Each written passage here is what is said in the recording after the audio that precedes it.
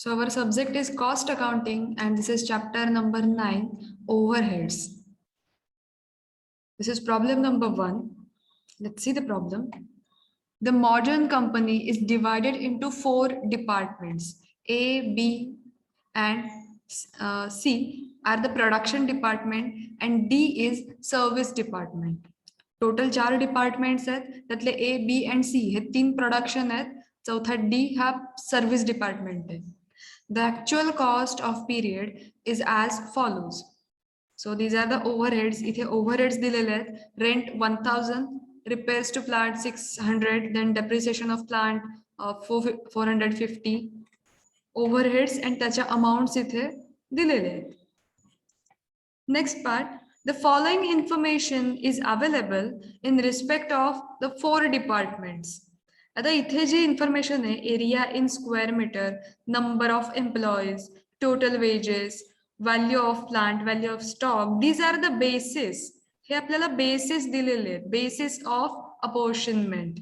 जो आपण काल चार्ट बघितला होता त्या चार्ट मध्ये एका बाजूला ओव्हरहेड्स दुसऱ्या बाजूला बेसिस असे दिले होते. तर rent, then repairs to plant, supervision, employees liability for insurance, power, then fire insurance. These are overheads. हे overheads आहेत. These are indirect expenses. आणि हे त्यांचे बेसिस आहेत. आपल्याला त्या ओव्हरहेडच्या अकॉर्डिंगली इथे बेसिस जे आहेत हे डिसाइड करायचे and apportion the cost to various departments on the most equitable basis. So primary distribution of overheads या केस मधला हा प्रॉब्लेम आहे. यामध्ये ओव्हरहेड्स दिलेले आहेत, त्याचे बेसिस दिलेले आहेत आणि department A, B, C and D अशा इथे 4 पार्ट करून इथे अमाउंट्स काही गिव्हन आहेत. फर्स्ट ऑफ ऑल आपल्याला इथे काय करायचंय, फर्स्ट एक स्टेटमेंट प्रिपेअर करावं लागेल आपल्याला.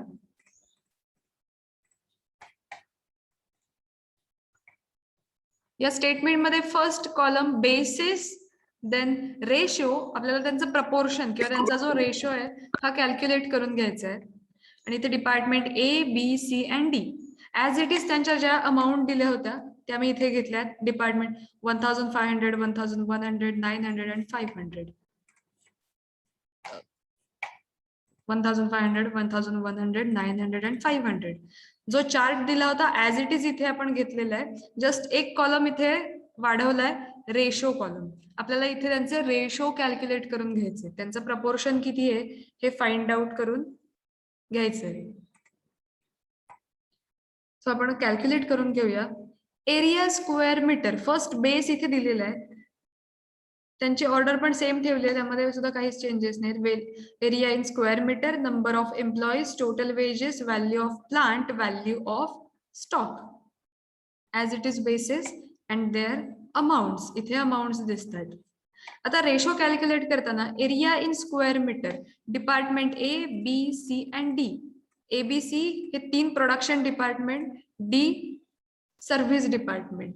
आणि इथे 4 ज्या अमाउंट्स दिलेले आहेत या 4 अमाउंट्सचा इथे रेशो कॅल्क्युलेट करायचा आहे. 1500, 1100, 900 अँड 500. आता याचा रेशो कसा येईल तर 15:11:9:5.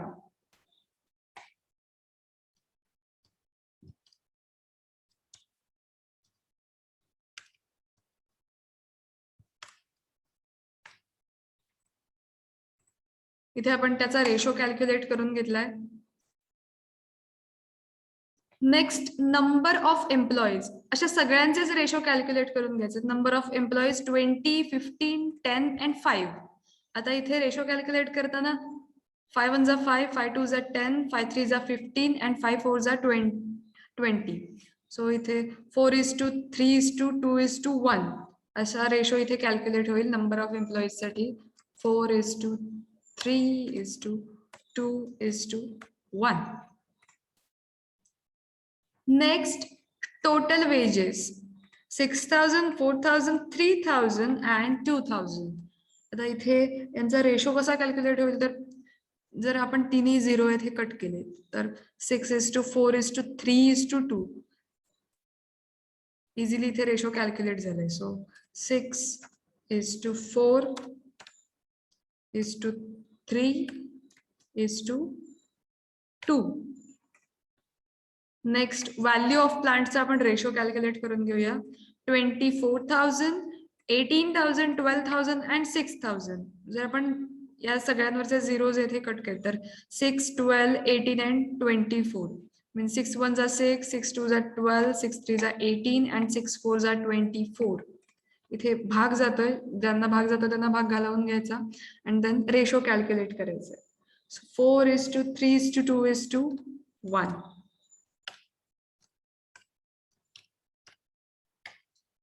Then value of stock. Value of stock 3च अमाऊंट दिलेले आहेत. जेवढ्या अमाऊंट दिले असतील तेवढाच रेशो इथे कॅल्क्युलेट होईल. 15,000, 9,000 अँड 6,000. आता ह्याला 3 ने आपण भाग जाऊ शकतो. 3 2 जा 6, 3 3 जा 9, 3 5 जा 15. So 5:3. Just a second.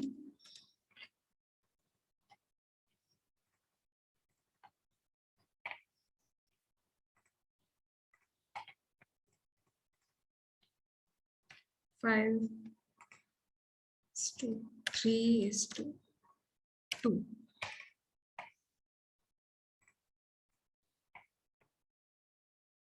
So इथे आपण रेशो जे आहेत हे कॅल्क्युलेट करून घेतलेत. In next part we have to find out the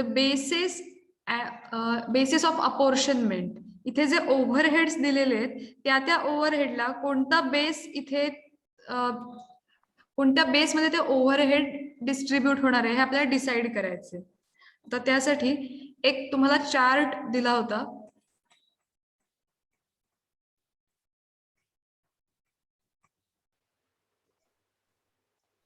स्क्रीनवरती chart visible आहे, सगळ्यांना दिसतोय का? Yes, ma'am. Okay. See here, expenses or overheads and their basis of allocation. आपल्याला allocate करताना त्याच्या त्या बेसिसच्या अकॉर्डिंगली करायचे. मग आता इथे रेंट हे एक्सपेन्सेस हे ओव्हरहेड दिलेले आहेत. रेंटचा बेसिस काय असेल? एरिया और फ्लोर ऑक्युपाइड. आता इथे प्रॉब्लेम मध्ये जिथे बेसिस दिलेले आहेत त्यामध्ये आपल्याला फाइंड आउट करायचंय एरिया और फ्लोर ऑक्युपाइड कुठे? Area in square metre. So rent हे जे ओव्हरहेड आहे त्याचं बेसिस ऑफ ॲलोकेशन काय असेल? Area in square metre. तसंच repairs to plant. Let's see, repairs to plant, value of plant. आता तो बेस इथे कुठे दिसतोय का बघा. See here, value of plant is given. ते एक्सपेन्सेस त्या ओव्हरहेडच्या अकॉर्डिंगली आपण ॲलोकेट करून घ्यायचे. Next, depreciation of plant. Depreciation of plant, value of plant. Value of plant is here. Then lighting. Lighting ला काय? लाईट पॉइंट्स और एरिया. आता इथे ह्या प्रॉब्लेम मध्ये लाईट पॉइंट्स दिलेले नाहीयेत, but area is given. Area in square metre. So lighting साठी बेस काय येईल? Area in square metre. Next, supervision.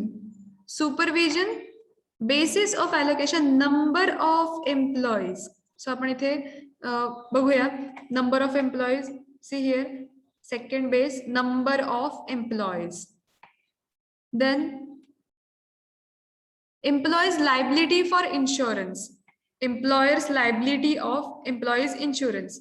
Total wedges. इथे टोटल वेजेस जो बेस आहे त्या अकॉर्डिंगली इथे ॲलोकेट केलं जाईल. Then fire insurance in respect of stock. तर जो फायर इन्शुरन्स आहे, fire insurance value of stock या बेसने इथे अलोकेट केला जातो. Fire insurance in respect of stock, value of stock. Then power. Power, HP means horse power of machine और plant. आता इथे horse power HP of machine दिलेलं नाहीये, but plant is given, value of plant. So value of plant या base मध्ये आपण allocate करणार आहोत. आपण एक स्टेटमेंट प्रिपेअर करूया.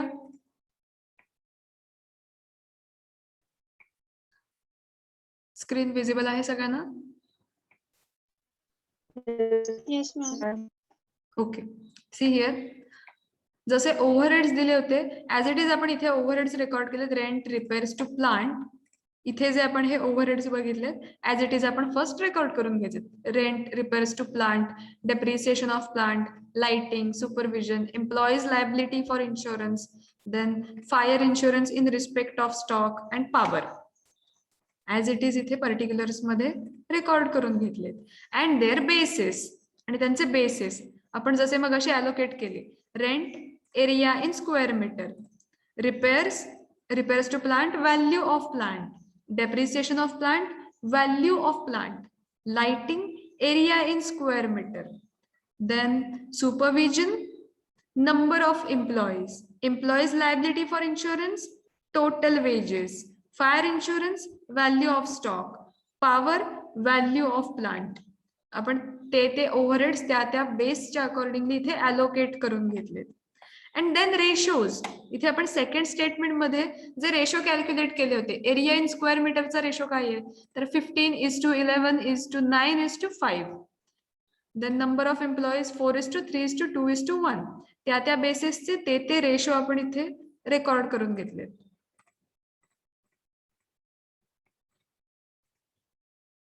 इथपर्यंतचा पार्ट लक्षात येतोय का सगळ्यांना? Yes ma'am.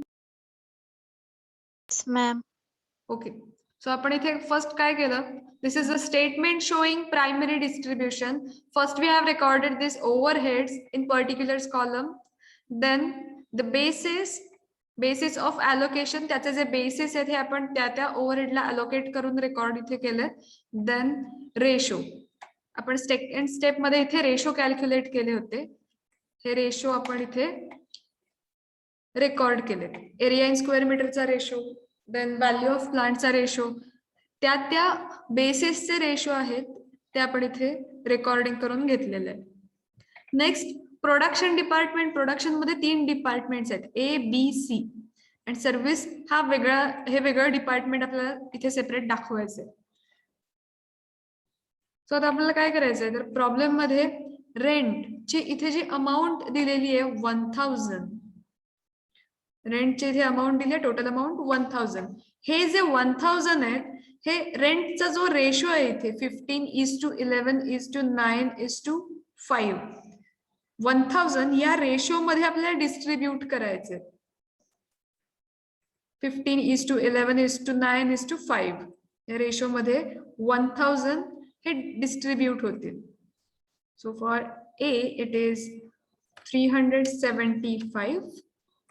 Then for B it is 275. Then C it is 225 and D it is 125. 1000 से आपण 15:11:9:5 या रेशो मध्ये डिस्ट्रीब्युशन केलंय आणि हे रेकॉर्ड केलंय तिथे. हा पार्ट लक्षात आलाय? Yes ma'am. Yes, ma'am. Next overhead is repairs to plant. Repairs to प्लांटची अमाऊंट दिलेली आहे 600. सो आपण स्टेटमेंट मध्ये बघूया. रिपेअर्स टू प्लांट 600 अमाऊंट दिलेली आहे. आता आपल्याला ते डिस्ट्रीब्यूट करायचे 4:3:2:1 या रेशो मध्ये 600 आपल्याला डिवाइड करायचे. सो आपण ते डिस्ट्रीब्यूट करून घेऊया. For A, it is 240. Then for B, it is 180. And C, it is 120. And D, it is 60. Total repairs to plant ची amount होती 600. आणि ती आपण ह्या रेशो मध्ये डिस्ट्रीब्यूट केली. So 240, 180, 120 and 60. Next, depreciation of plant. Depreciation of plant amount 450. Depreciation of plant ची amount दिली आहे 450. आता हे आपल्याला डिस्ट्रीब्यूट करायचे. Depreciation of plant on basis of allocation value of plant. So 4:3:2:1 या रेशो मध्ये आपल्याला किती अमाउंट डिस्ट्रीब्यूट करायचे 450. 50. So distribution करा. 180. Yes, 180. For B, it is 135. yes, correct. 135.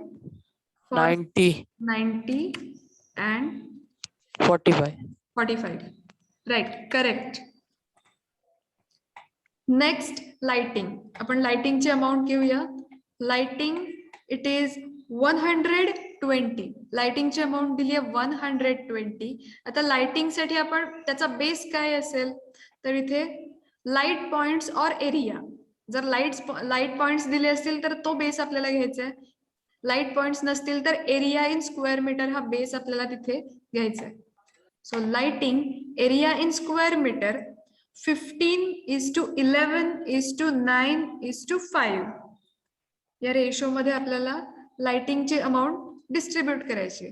Lighting 120 amount दिलेली आहे. सो आपण डिस्ट्रीब्यूशन करून घेऊया.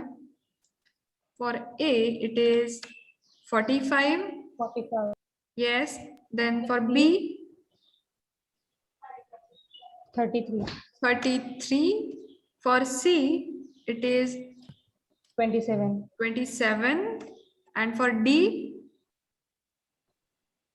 15. 15. Correct. Next, supervision. The supervision साठी इथे रेशो आहे 4:3:2:1. अमाउंट आपण चेक करूया. सुपरविजन ची अमाउंट किती आहे. Supervision 1500 distributed in 4:3:2:1. 1500 4:3:2:1 रेशो मध्ये डिस्ट्रीब्यूट करायचे. So for A it is 600. 600. Then for B 450. correct 450. For C 300. 300. Yes, correct. And for D 150. correct 150. Next, employees liability for insurance. Employees liability for insurance amount 150. 150 आपल्याला 6:4:3:2 या ratio मध्ये distribute करायचे. So आपण 150 जे आहेत हे या रेशो मध्ये डिस्ट्रीब्यूट करून घेऊया. 60. 60. Then 40. 40, 30. 30 and 20. 20. Correct. Next, fire insurance. Fire insurance in respect of stock. So value of stock हा त्याचा बेस आहे. Fire insurance total amount 500 आपण डिस्ट्रीब्यूट करणार आहोत 5:3:2. आता ही फायर इन्शुरन्सची अमाउंट फक्त तिघांमध्येच डिस्ट्रीब्यूट होईल. बिकॉज बघा इथे व्हॅल्यू ऑफ स्टॉक हा जो बेस आहे आणि त्याचा आपण रेशो कॅल्क्युलेट केलाय 5:3:2. अमाऊंट फक्त ए बी अँड सी तीनच डिपार्टमेंट मध्ये आहेत. सो आपण त्या तीनच डिपार्टमेंट मध्ये अमाऊंट ही डिस्ट्रीब्यूट करून घेणार आहोत. And the amount is 500 distribute करायचे इन 5:3:2 या रेशो मध्ये डिस्ट्रीब्यूट होतील. So 250, 150 and 100. 100. Correct. Next, power. Total amount 900. 900 आपल्याला डिस्ट्रीब्यूट करायचे 4:3:2:1 या रेशो मध्ये 900 आपल्याला डिस्ट्रीब्यूट करायचे. So for a it is 360. For B it is 270. For C it is 180 and for D it is 90. So आपण 900 जे आहेत हे 4:3:2:1 या रेशो मध्ये डिस्ट्रीब्यूट करून घेतले. आता जेव्हा सगळं डिस्ट्रीब्युशन आपलं कम्प्लीट होईल तेव्हा आपल्याला काय करायचंय, तर प्रत्येक कॉलमची आपल्याला टोटल घ्यायचे. A, B and C and D 4 departments दिलेत. सो सगळ्यांचे आपल्याला टोटल करून घ्यायचे. 2110. Yes, A it is 2110. Then for B it is 1533. C 1072 and D it is 505.